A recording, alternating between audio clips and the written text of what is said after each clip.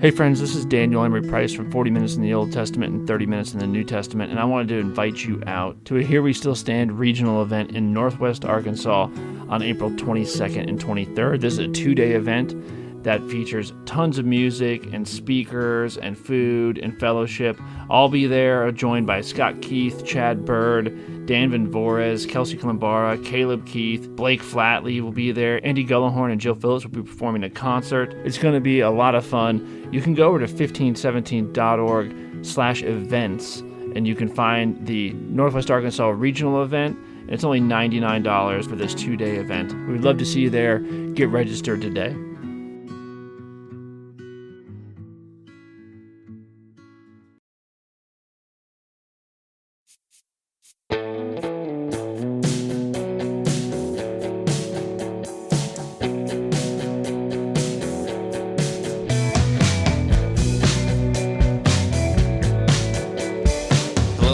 Welcome to the Thinking Fellows podcast. My name is Caleb, and I'm joined by my father, Dr. Scott Keith, and by Dr. Adam Francisco. The Thinking Fellows is part of the 1517 podcast network of shows. You can go to 1517.org/podcasts to see all of our episodes there. You can just go to the 1517 homepage to see all of the projects at 1517. The Thinking Fellows is one of the big ones, but it's not the only one, so you can go and see daily blogs. There are preaching helps for pastors every week if you use a lectionary, and there's also video, there's store, there's academies, we have a publishing house. Conferences. One coming up in Northwest Arkansas. That you've heard ad fors on this show and other shows if you listen to more than one show on the network. So lots going on. Go to the homepage and see it up to date every day of the week. Is there swag? Do you still sell swag, like T-shirts? We give swag away at we do. No, we do. He's up. He's not up to date. I was not up to date. I went to the shop, and apparently we sell sweatshirts and hats and T-shirts, and I didn't know we sold any of that. I knew we did. Yeah, so you can. So we can do that. So all right, let's get into today's episode where we're moving forward. We're trying to be a little more positive than the last 3 episodes where we were just a bummer on the world. That's not our fault, though. It's because Lewis knew it was coming. And today we're going to do an episode on vocation. And I'm calling this episode, Do you have a higher calling? Do you have a higher calling? And I think a lot of Christians I've met, American Christians I've met, definitely are asking themselves that question. And a lot of people who feel like they're in a rut, either at work or in life, are asking themselves that question a lot too. Is there something higher? Is there something that I should strive towards? Adam? Well, I think it means what you mean by, or I think it matters what you mean by higher. Are you talking about something better than what you're currently doing? Or is that just a way of saying, a common way of saying, from God? Do you have a calling from God? And if that's what it is, of course, and you have multiple callings from God. Some of them look like they're just sort of biological. You know, you're a son or a daughter or a mom or dad or what have you. Some of them look like that you've made the choice. You know, your profession, for example, or where you maybe live, and so therefore your citizenship and so on. But vocation, at least in our understanding of it, or in the Lutheran understanding of it, not just Lutheran, but, from the Reformation era, and I would say maybe just historic Christianity, though there's been bumps along the way and inventions along the way, like the invention of the calling into monasticism. Most Christians understand that God calls us to particular vocations that have certain, and I don't know if I like this term, but obligations associated with them. You think that's true? That most Christians realize that? I think so. It's not, in terms of how it's described or explained. Right. Yeah, I think so. We've certainly gotten pushback for claiming that they don't in the past on episodes. Yeah. That's probably me. So, well, I mean, I think when you get to, say, Luther and the Reformation, when vocation really comes into its own, when it's a kind of a focus in terms of figuring out the doctrine of vocation, it's made much more clear at that time. I think it's assumed in centuries prior.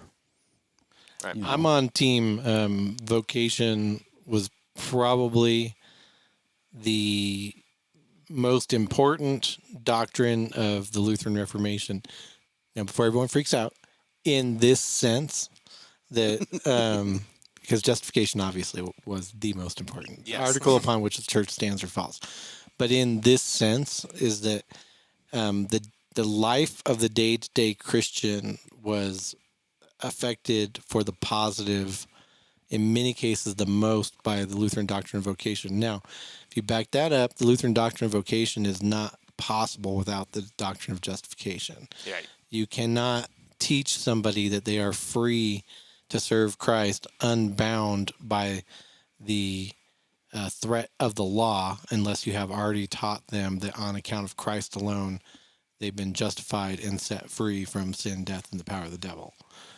But as far as day-to-day life, the honoring of the mother, the father, the cook, the teacher, the bootmaker, whatever, that person now being told that their position and their station in life wasn't lowly / less than the king, But was actually divine. the king, the prince, the priest, but in itself was actually divine, I think on just a day-to-day basis impacted, that's a better way to say it, impacted the day-to-day life of the sort of person during the Reformation the most. Now, send angry emails And together. I'm on that team too, Okay. just so you know. So I think it's good to maybe do word study, but like get into the grammar of this a little bit. Vocation is a calling. That's why I think higher calling is a good title for this. Comes from two. I think it'd be good to go with the two Latin words, the noun and the verb. Voco just means to call, and vocatio, which is a call or a summons. And I think the reason it's good to look at both is because you can see that it requires two people. It requires or two parties. It requires the person doing the calling, and requires the person called upon. You can't have a call without another party being involved. I think Caleb's current vocation is to flex on us with Latin. Oh my gosh, that's so simple though. See, that was a bigger flex even. Oh. No, yeah, I mean, that's absolutely it. But more than that, not more than that, but just sort of to say a little bit more on it, I think it's very important to point out that you can have a sense that you have these jobs as obligation. And apart from, the knowledge that you are free on account of Christ alone, you will, even when you do these jobs as the non-Christian does, you will do them out of obligation. And sometimes that obligation is just even trying to be the best person that you can possibly be. That in itself, that trying to be the best person that you can possibly be, always comes with a threat, whether it's sort of explicit or implicit, that if you're not, there's going to be that best person you can possibly be, will be some consequence. The Christian, on the other hand, is no longer under that law, right? You don't strive to be a good student so that God will like you and love you more enough to say, enter into my kingdom, my servant, well done. That's not why you strive to be a good servant. He has already said that to you on account of Christ. Now, knowing that, you're free to be a good student, to be a good father, to be a good mother, without the threat that when you fail, there are going to be cosmic consequences for that, right? Now, on this plane, when you fail as a father, there will certainly be sort of the lateral consequences with your family, with your children. But the consequence of that failure was already assumed into Christ. And when you do fail, and when you need reassurance, you can run to that cross one more time again. As Luther says, make the sign of the cross and remind yourself of your baptism, that you are a child of God on account of Christ alone. Now encouraged to go back out and to try once more to be that good father, that good mother, that good student, that good teacher, or whatever.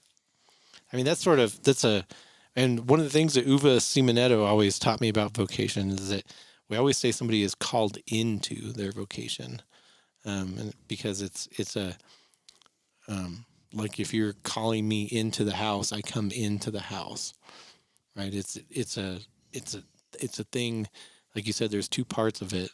There's two parties. I think There's is two parties, really. yeah. I think that's the part Even that two places. we just don't care about today anymore. Is the parties involved, because it's all about us. It's all about personal happiness. It's all about self-fulfillment. Even if my job is enough, right, is often introspective. The thing is vocations are about dependencies, people who are dependent on you and the people you're dependent on. And so you issue calls out into the world to various people that you're hoping answer those calls, right? And various people in turn call you and they're dependent on you. And this sort of is where even the difference between like your job is a vocation and you have vocations at your workplace, people who are dependent on you, starts to come into play as well, right? There, when you're hired at a workplace, we would call that a vocation. But there's particular people, maybe the individual who hired you, the manager, the owner, the person who is calling you to do something, and they're dependent on your job being done. And the same thing at your family. Children are calling on you, and they're dependent on your job being done. And without that dependency, when it's just optional, sort of the necessity of vocation goes down. And one of the reasons vocation is so prevalent in the Reformation is because of people who were opting out of those dependencies, those relationships. And that's what Adam is talking about with the monastic system here, is that was a group of people who tried to isolate themselves from the intricate dependencies of civilization, whether that be at the family level, at the workplace level, at the civil level. It was getting rid of those attachments, those dependencies. And I think there are many ways in which obviously our society isn't monastic, but where more and more people are trying to lower the amount of dependence they have and the amount of dependency they have on other people as well. Right? How much of a virtue is it in our society to become self-made, right?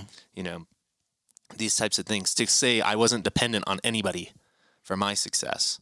I don't know where you want to go with this, but I think even sort of the data that you see regarding people getting married much later, people having children much later, people having much fewer children.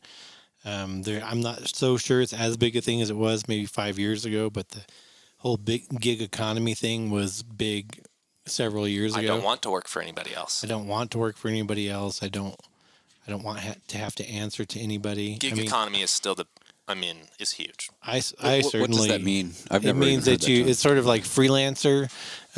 You work gig to gig. Gotcha. Even something like Uber, food delivery services, all these are considered gig economy because you're employed on a daily basis. You're not part of the corporate structure, man. You're employed generically by Uber, but it's not that you come in 9 to 5. You determine your hours. It's about the demand, and then contracting you to meet that demand. Each time is a new contract. Every time somebody clicks your car on Uber, that's a new contract, and you could turn off your rides and just stop making money. And so it's kind of on, you're still a solo act. They're just the infrastructure that gives you access to the various contracts, right? And so it's basically contractual work that you can start or stop at any point. And so you don't have to go into if you didn't like work today, you don't have to go get those contracts tomorrow. You can go do something. To be fair to these people, I think that there are some socioeconomic sort of structures and strictures which have sort of led to this. I think when people are asked why are they waiting longer to get married, why are they waiting longer to have children, why are they having fewer children, a lot of it has to do with the feeling that they can't afford the things that they had as that were provided to them. And so maybe if they delay, they'll be able to afford them someday. Maybe if they have fewer kids, they'll be able to provide those things for fewer kids, even if their parents were able to provide them for more. There's all of this there, but I do think there is a fear to get involved with, you might call it day-to-day dependencies. And there's an underlying myth that relates to our last episode, which is the quality of your life will be better the less dependencies there are in it. Yeah. The fewer children you have, the higher quality of life you will have and they will have. But tie it into the last episode, if you're concerned, if you think the world's going to crap and you don't think you can do anything about it, and you're concerned with the fact that you don't seem to be able to do anything about it, the thing that you actually could do would be more personally involved with the people that God has or / wants to put into your life, and wife, or just say spouse, children, parents, and serve them vocationally, as Luther says, as a little Christ in the home to them. And you can have these conversations. You can talk to somebody. You can help form somebody's view of themselves in the world. You can forgive somebody in the name of Jesus. You can, all of these things that you just cannot do on a global scale. Yeah, I think it's part of it is knowing that the problems is that you will be needed, and that you also will need other people. You are not going to be an island and make it as an island. It's not going to be fulfilling. You're not going to be able to change anything. Your impact on the world will be minimal. Well, the thing is, did you want to say something, Adam? Oh no, something popped in my head. I think it was Chesterton who said everybody wants to change the world, but they can't even be bothered to do the dishes for mom. Right. I don't know. That just popped in my head. Or on the sort of since I got some emails about how mean I was to Jordan Peterson, right? Oh, did you? Yeah. He did. On the pro Jordan Peterson side, I mean, one might be able to say everybody wants to change the world, but they can't even wake up in the morning and serve the vocation of roommate by cleaning their room and making their bed, right? Yeah, you can say the same thing. One of the things I think is interesting about the way we teach vocation, and apparently all Christians do, that I wasn't unaware of, is this. Most of what we do in vocation, we will never even realize we did, right? Some of it you will, for sure. I mean, there'll be times, like if you're a father, where your kids come up to you and hug you and say, I love you, or you got mad at them, and they'll come and say, I'm sorry, and you can say, I'll forgive you, and that'll be like plainly acute to you. You will understand what has just gone on. But most of it is going to be like the parable of the sheep and the goats, right? Where when the king at the last day turns to you and says, well done, good and faithful servant.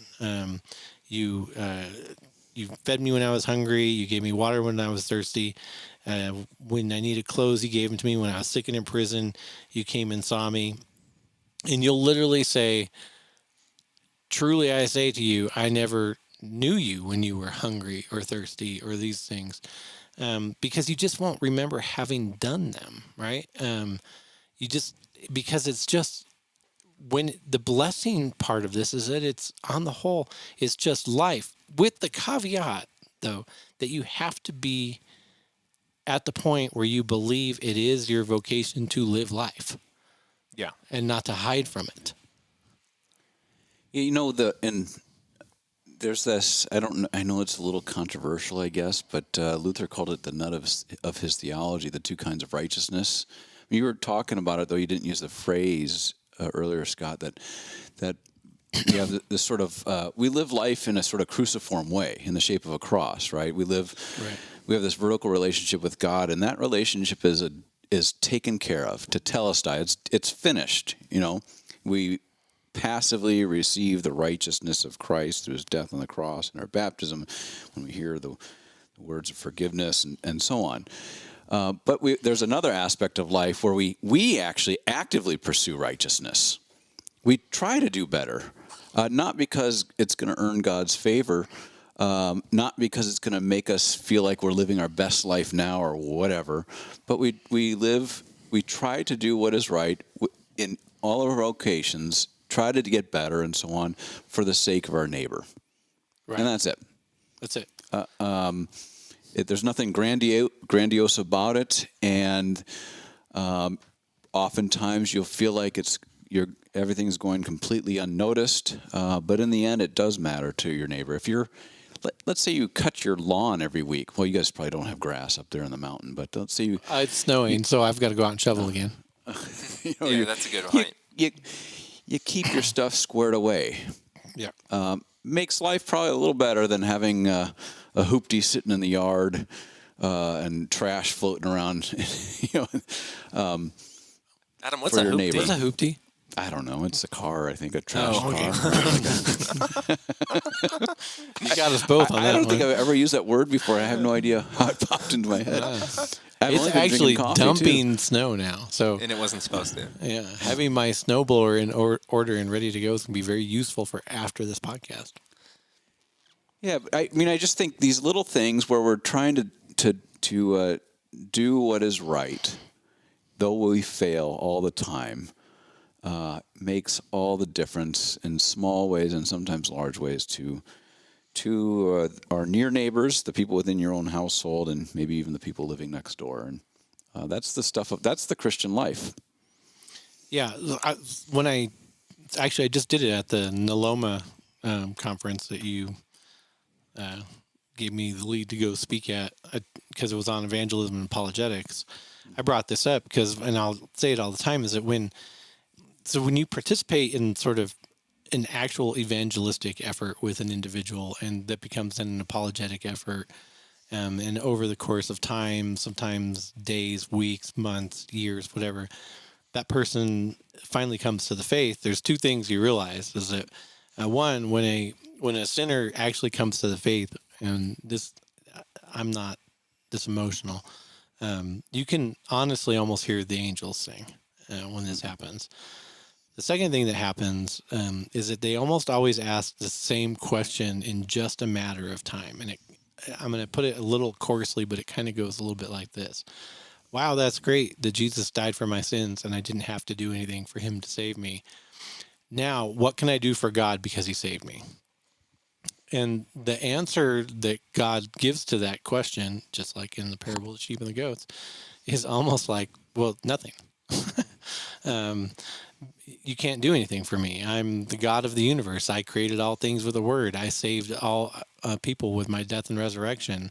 When I declare them righteous, they are righteous. And all these things, and I don't need your help. And then just at the moment of disappointment for the new Christian, you can kind of break in and say, but he has put people in your life. He has called people into your life who need you. They need you to be a friend. They need you to be a faithful coworker. They need you to be a father, a mother. You need to be their child, whatever. You can take this on and on. And they do need you. And whenever you serve them faithfully, you're serving God. Whenever you do this for the least of these, my brethren, you've done it for me. And that's how you serve. That's how you answer that question of gratefulness of, I'm so grateful that God saved me, a poor, miserable sinner, on account of Christ through none of my own works. Now, what can I do for God? You answer that question by simply serving your neighbor. But we have to see this in terms of your neighbor, like your actual person, like the person that you can probably name, right? Now, sometimes this will be people that you don't know and that you meet and that you maybe donate to, but more often it's just the people in your normal everyday lives whose names you know and who you probably love more than you love anybody else on this planet. Sometimes call those people family. Yeah, I think it's this is one of the reasons it's often difficult to talk about it, because the vocations are somewhat different for each person you meet. But I mean, there are some, the amount of dependency ranges so dramatically that this is where, like we were saying last time, what can I do in response to the changing world, the negative changing, where you will have the most impact, and where you actually, like with your family, if you have a wife and children, or if you have a husband and children, or whichever way that goes, you not only provide things like food and a home and a sense of safety and security to those people. But also, you are going to be the first touch point of moral guidance in the world, decision making, teaching them how to reason, teaching them how to deal with other human beings, and being careful about exporting that or letting somebody else teach them something that you think is wrong, and why you think that's wrong to them, not just that it is. That's the other thing you see, right? Is that you might give children boundaries, but never help them understand why those boundaries are there.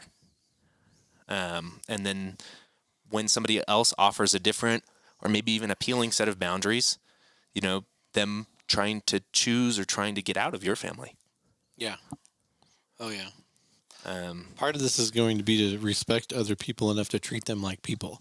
When you treat other people, even your children, like people, you just don't hand down words from on high. They come with explanations and reasons. I mean, sometimes for the sake of immediacy, you need to declare something. Yeah. You just things need to stop, right? Or go. But eventually, as children get older and the conversations get deeper, you explain why certain behaviors are important to you, and it usually has to do with because if those behaviors don't exist, it impacts negatively upon the other people that they are called to. Mm-hmm. Their brothers and sisters, their mother, and so on. Yeah, I mean, Adam's got lots of kids. He knows that, right, Adam? Yeah. I'm a little tired from those lots of kids. Yeah, I've been thinking about this a lot lately with, I don't know if we talked about this on the air, but just fostering 2 kids. Those aren't my children. And in a way, it's sort of like we put ourselves in that particular vocation with them. And I struggle a bit with, do I raise these as my own, or am I just sort of temporarily helping out? Is it like a real vocation? What is this? I know that temporarily it matters a great deal, but I get I'm like you, Scott, pessimistic. So I'm a realist. Like, what's the what's the point in all this? It'll all be undone someday.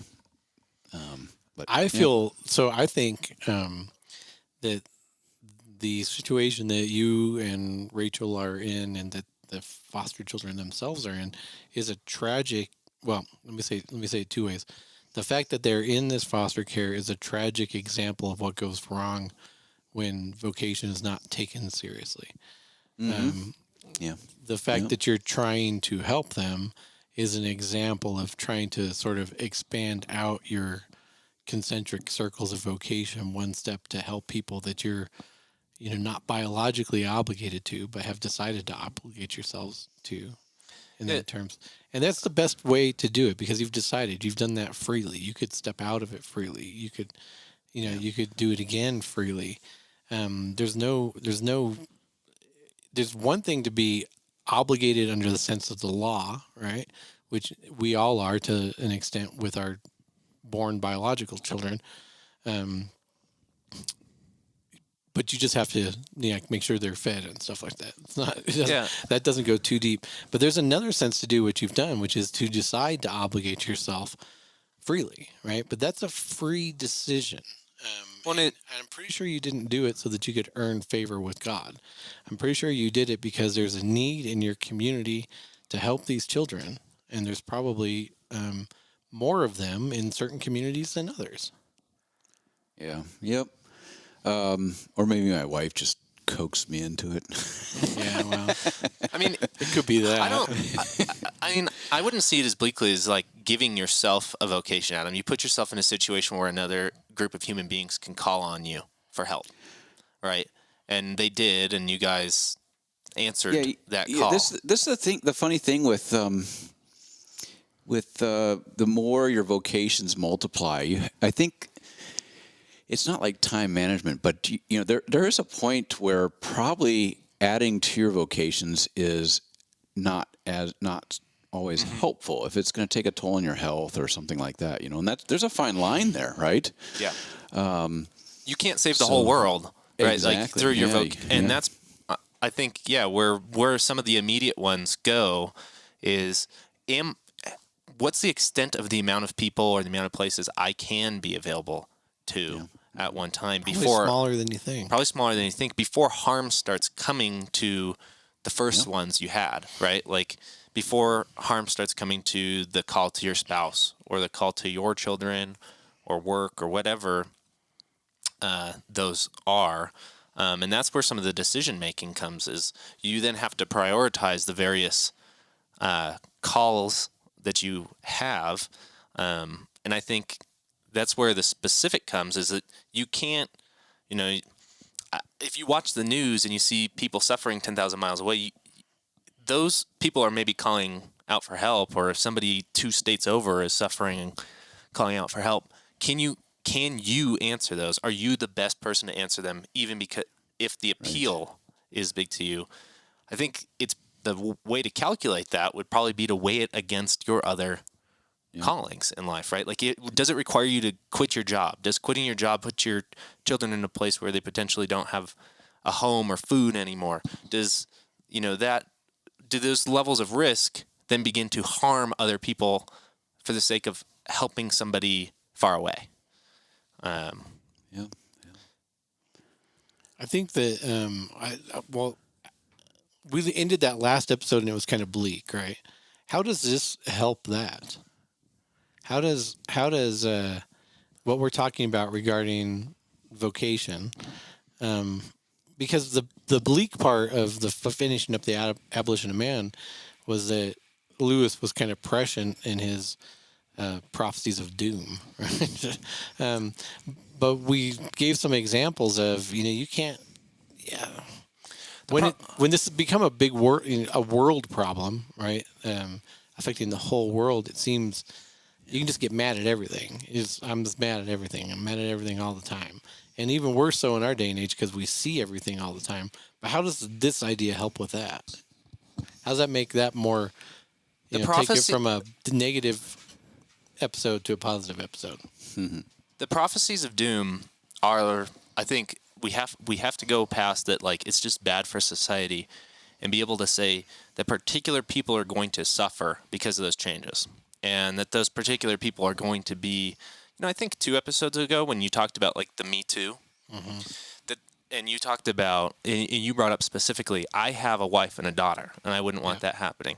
You realize that the sexual depravity in that case actually causes people to suffer. It causes a lot of people to suffer, but in particular, it may be causing the people who have a already issued call out to you, are dependent on you, to suffer. And so what can you do about sexual depraved culture? Is that you can help the people in your life who are dependent on you, who are calling on you, not to suffer under those circumstances. Well, you could first and foremost not be the person that's causing the suffering. You could teach the people in your life to sort of be on a lookout for that, and to sort of avoid, deflect, report type thing, when necessary.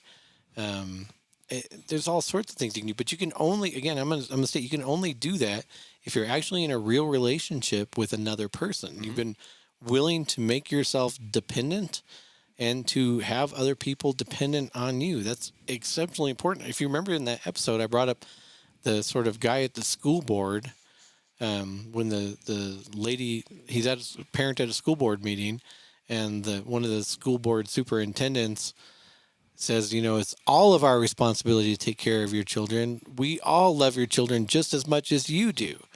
And his answer to that was, no, you don't.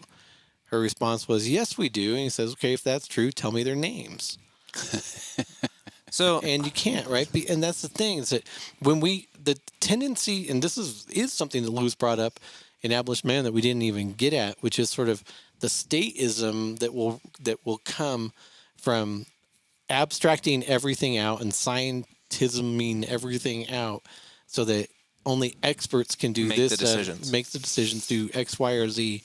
Everything gets pushed out. Even with your own family, gets pushed off of you onto sort of some weird oligarchy that decides right and wrong for people that you were called to serve. And that's just not how it works. in the 90s there was this It Takes a Village, Hillary Rodham Clinton's book about raising children, and it was, I remember reading it in the 90s. I have not read it since, so I could be getting it all wrong, but my recollection of it is that it was Marxist in the sense that Adam described Marxism in the last episode, where everything is abstracted upward until you get to sort of the hegemony of the proletariat, right, Adam?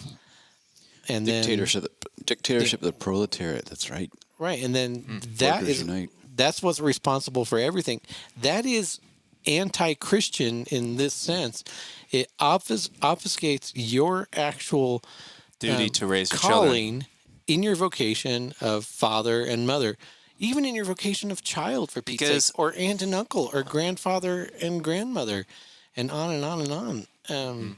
I mean, this has become almost as much a family episode as vocation episode. That's to be expected, because the people that God has placed in your life to serve are the ones that are closest to you, going outward from there. Well, often we're sold that our Coworkers. most important vocation is actually our political vocation because it's the state's job to care more about the well-being of children and about people than it is yours. And the best way you could even treat your children is by enabling the state to do the best job possible at every level, right? And so then your number one vocation becomes your political activity in the world. And I think we are seeing the effects of that today. I think people maybe don't claim this, but you can see that the number one thing people talk about is politics, political happenings, what they can do, how upset they are about it.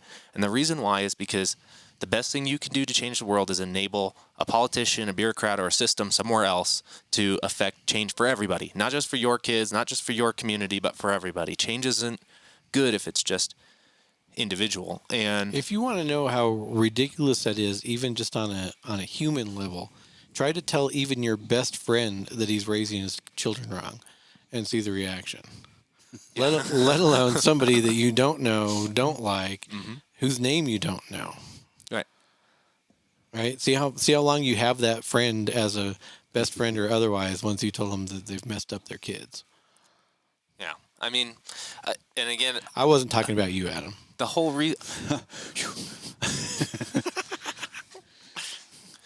I think again the whole reason to do this is because if we acknowledge that the abolition of man, the abolition of truth, the abolition of morality, all of this is causing people to suffer, is that you can help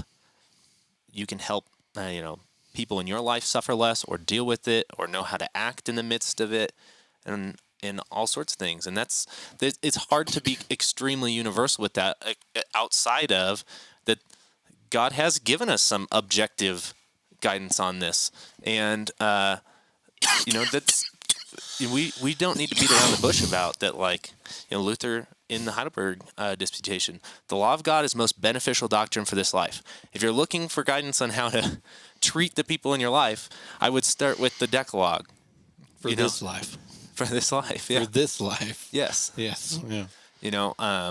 That's not a bad place to start. If you're, if this is an example from your life, if your child is suffering in school because of the way schools naturally have to deal with the fact that they have 20, 25 kids to one teacher in a classroom, and your kid is getting, the ass end of that, And you've tried system. Public school or private school, then public school, then private school again. You then pulled out that kid. Yeah. My brother got taken out of school because he just endlessly was harmed by other children at those schools, at every single school he went to. And there was never an instance where the authority at the schools, regardless of curriculum, were ever able to help him because of the way that system worked. He just wasn't well suited. So what did that mean? That meant that The natural classroom situation. what did that mean? That means you were called in that particular circumstance to take your kid out of school. Like that, is everybody always universally called to the same things? No. But there was a particular person suffering under the system that was established for education. And I'm not saying it was, but even if a certain amount of that suffering was his own fault. Right. You were able to do something that intervened to help mitigate that suffering. And he turned out all right. Right. to say that what you really should have done was gone to the school board and had a bunch of meetings and appeals about why school systems don't help kids who struggle to socially get along with other kids would have left your kid in the school suffering at the same time. Well, I would assume that even if I were very convincing and they decided to change things, that change would take more time than would be beneficial for Joshua. If you could even identify a change that would be beneficial for kids who weren't Joshua. I said it was an assumption. I didn't Right? say it was a realistic. No, assumption. that's what I'm saying is why that doesn't actually help with your vocation. Because assuming what's good for your kid or what will help your kid is going to help everybody is just madness. And that's sort of where we're at I do think, and I think we've heard of them lately, so I don't want to get parents who try to change things at the school board level because it has worked recently in some places. And it's worked kind of dramatically recently in some places. So I don't want to always just knock on that. And maybe that is how they're fulfilling their vocation. But maybe that's the right course to do in certain circumstances. Yeah, but that's the thing is that you have to freely make those decisions.